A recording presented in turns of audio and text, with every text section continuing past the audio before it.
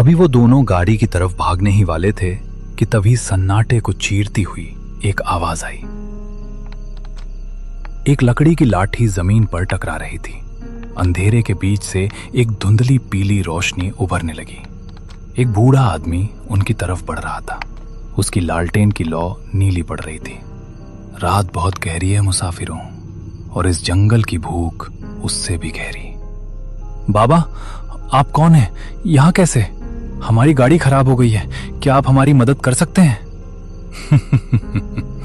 मदद? इस जंगल में रूहें रास्ता भटकती हैं, मदद नहीं मांगती। तुम लोग काला कुआं की जमीन पर खड़े हो। आज अमावस्या है, आज यहाँ का पत्थर भी बोलता है। बाबा, हमें बस यहाँ से निकलना है, हमें डर लग रहा है। डरना भी चाहिए बेटा।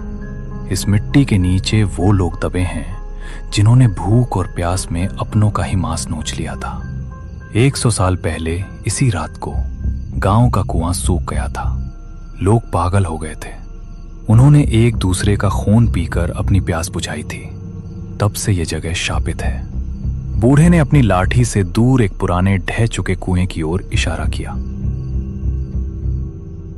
वहां से एक अजीब सी सुबकने की आवाज आ रही थी। बाबा, आप हमें डरा रहे हैं।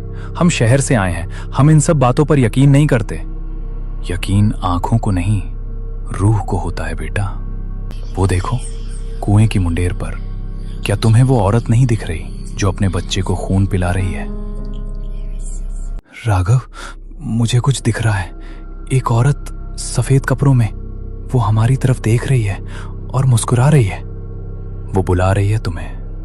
आज की रात उसे 2 नए मेहमान चाहिए। अमावस्या का अंधेरा कभी खाली हाथ नहीं लौटता। अचानक एक तेज ठंडी हवा का झोंका आया और बूढ़े की लालटेन बुझ गई।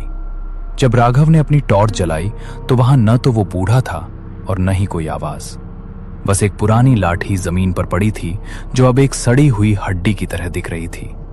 बूढ़ा गायब हो चुका था, लेकिन उसकी डरावनी हंसी अभी भी हवा में तैर रही थी। राघवदेव और समीर पत्थर की तरह जम गए थे। तभी गाड़ी का रेडियो अचानक फिर से चालू हुआ, लेकिन इस बार शोर नहीं था, बल्कि एक बहुत ही सुरीली और जानी पहचानी लोरी बज रही थी। वही लोरी जो राघव की मां उसे बचपन में सुनाती थी। समीर, सुन रहा है? ये तो वही गाना है। मेरी मां, वो यहां है। क्या बकवास कर रहा है राघव? तेरी मां यहां कैसे हो सकती है? होश में आ, ये जंगल हमें पागल कर रहा है। देख समीर, सामने देख, वो मेरा घर है। वो खिड़की, मेरी मां वहां खड़ी मुझे बुला रही है। वो कह रही है कि खाना ठंडा हो रहा है। समीर ने टॉर्च उठाई और सामने देखा। वहां कोई घर नहीं था, सिर्फ कंटीली झाड़ियां और एक गहरी खाई थी जिसके नीचे वही काला कुआं था। लेकिन राघव को कुछ और ही दिख रहा था। उसकी आंखों की पुतलियां पूरी तरह सफेद हो चुकी थीं। राघव, रुक, वहां खाई है। तू कहां जा रहा है? मेरी बात सुन। समीर, तू भी आना। देख, अंदर कितनी रोशनी है। बूढ़ा सही कह रहा था, अमावस्या का अंधेरा बहुत सुकून देता है। राघव धीरे धीरे खाई की मुंडेर की तरफ बढ़ने लगा। समीर ने उसे रोकने के लिए उसका हाथ पकड़ा, लेकिन जैसे ही उसने छुआ, समीर के मुंह से चीख निकल गई। राघव का शरीर लोहे की तरह ठंडा था और उसकी खाल कागज की तरह फटने लगी थी। तू राघव नहीं है।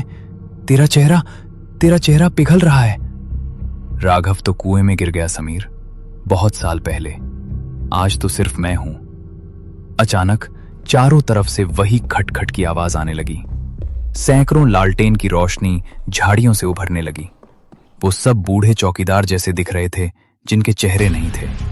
उन्होंने समीर को घेर लिया। नहीं भगवान, मुझे बचा लो, मुझे यहां से जाना है। अमावस्या प्यासी है। समीर ने अपनी आंखें बंद कर ली। एक तेज चीख पूरे जंगल में गूंजी और फिर मौत जैसा सन्नाटा छा गया। अगली सुबह सूरज की रोशनी ने उस भयानक जंगल के राज खोल दिए।